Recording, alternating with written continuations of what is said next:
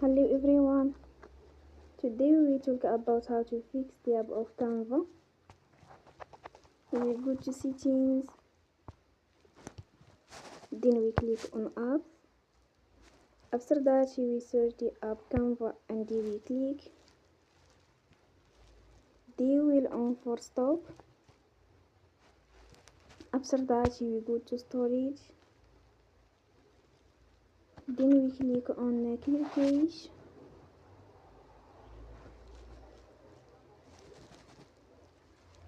In the end, you will turn your Wi-Fi and you will turn again. Don't forget to see portals. Bye, like and subscribe. See you next time and thank you for watching.